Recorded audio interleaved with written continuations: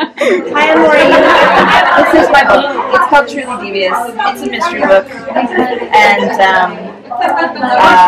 I'm good at describing it, as you can see.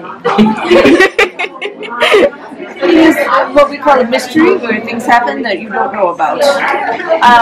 It's a mystery that takes place at a boarding school called Ellingham Academy, and there was a famous murder kidnapping that took place there in the 1930s, and this main character is obsessed with true crime. She's obsessed with solving mysteries, and she got into this school on the premise of, she's like, I want to research this case, I want to look into it, I want to do stuff, I want to work with it historically, but she really wants to actually solve it because it's never been correctly solved. And she goes to this school, and you sort of see what happened in the 1930s and the kidnapping and the murder and all the things that happened, but also there's something happens in the present, and there's another murder, and then there's just murders, and there's bodies everywhere, and just murders. So many murders will happen because it's a 3-book series. It makes it very dangerous to go to school. Sitting in the background very calmly is my friend from college. It's this bearded guy and his wife Paula. I think you should always bring a friend from school with you. Oh, I thought you were about to say, I think you should always bring a bearded man. Because at some point you may be like, they'll say, where's your beardy pal? And I'll say, there he is. It's because sometimes you need a beard in a situation, and I'm like, quickly, a flood, your beard! It's not that big. No. Trimmed it this morning. Oh, thanks. Thanks for nothing. So I don't know if I'm supposed to convince you or just say hi. I'm just going to say hi. And if there's anything anyone wants to talk about, I will. If you want to see my friend's beard, you can see it. I mean, it's pretty magnificent. Yes. This is a 3-book series. There are 2 mysteries that run in parallel, a 1930s one and a present day one. And everything will be resolved over the course of these 3, but there's going to be a lot of stuff that happens in the meantime.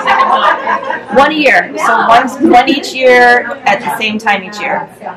So, which means I have to be timely, which means that I go back to the hotel and I keep typing. Like that. Seattle's good writing weather. Yeah. It's the right kind of, you know. The rain on the rooftop, it's great. Yeah. Yeah, like you guys, you don't hurt for a cup of coffee around here. No, we don't. I walked around, I was like, coffee, food, dogs, this is all that I need. You guys didn't bring your dog tonight? No. They have a dog named Big B. He came and visited me in my hotel room yesterday because my hotel is very dog friendly. They make this like a big feature. They're like, do you want a dog bowl? I was like, thank you. And they give you biscuits and little poop bags too. I liked it. I think all hotels should be like that. Did you hear about the hotel where you can get a play date with the owner's dog? Okay, what? It's this hotel in California. I'll find the tweet. Where is it? That's all I want. That's all I want. I would go to cat cafes all the time, except I live with someone who has a really terrible cat allergy. Like his lung collapsed and he starts turning rainbow colors and he gasps and he goes, ugh. And so I'm like, so no cats? No cats? We've got cat cafes here. Just they'll even, if it got on my clothes, I have to have a clean set, and so if I touch cats, I basically have to disinfect, wash the clothes. He reacts immediately, hives, and it's terrible. Can you imagine? You'd wear one of those suits, like a then take just cover yourself in a hazmat suit. boiler suit, and then just. I'm not against it because that also combines my love of true crime with my love of cats. I went to a thing in England where they had a science festival and you could take a day's class in forensics, and they had a crime scene and you could do fingerprints and stuff, and they gave you one of those suits. And so they let you keep it. And so then I went on a writing retreat with a bunch of friends of mine, and it was kind of in a remote place. It was like people that are like Cassie Clay. We were all everybody's in a room typing away. And I went outside and I kind of went around the back and I put on my suit. And it was the middle of the night in England, like during a rainstorm. I was like, stop! And I jumped against the window, and it was amazing. It was the best thing that has ever happened, as far as I'm concerned. These are the things that thrill me. I'm really nervous that bell's going to go off. It went off so fast last time. I was like, dang, move. It gives you like a little bit of a, performance anxiety. You're like, I've never done this before, but it's like speed dating. Yeah, that's what I was saying. Like musical chairs or speed dating. Yeah, I think that's like what it is speed dating. Like after this, we're all going to get married. Like, well, it worked out. We're in love. Speed dating bachelor. Speed dating bachelor party. It all ends in a beautiful romance. So are there, I know someone who makes the camera. So this is like a department, because I've read 13 envelopes. I didn't know that was a sequel. So that's good. So how? Because this sounds like it's a lot different than that. What would you say? I would say it's a mystery, but there's very similar kind of characters. If it's me writing, it sounds like me. That's basically, you're always going to get something that sounds like me. And if you like me, you're in luck. And if you don't like me, avoid, because. But this is I've been a mystery obsessive all my life. And I've been for years saying I really just want to write a mystery. I want to write a straight mystery, like clues, just straight down the line. Just absolutely like is the thing that I love to read. I grew up reading like piles of Agatha Christie and mystery puzzles, and this is what I wanted to do. So yeah, it doesn't have any. It's selling. Like, some people are like, "Is it a ghost story?" Like, it's not a ghost story. No ghosts, just murders. Lots of murders and clues and detectives and people learning about true crime and being obsessed with the investigation channel and the true murder channel and all of those wonderful things. Like My Favorite Murder. I love My Favorite I heard your ad. I know. I was so excited. I asked them, I was like, can we have a thing on My Favorite Murder? And they're like, okay. And they read it out loud. And it's a podcast about these two women talk about famous murder. It's like a slumber party of I murder. almost tripped over my dog's leash. So I'm like, Maureen Johnson! I was really excited when Georgine, and their fans are called Murderinos. So I'm like, this is very much aimed at Murderinos. Because they're like, you've seen the shows, and so you've sort of planned your exit. Like anyone who's like figured out how to exit or how to get the DNA on like their assailant or whatever. Yeah, it's sad but true. Like this is the kind of stuff they talk about on the show.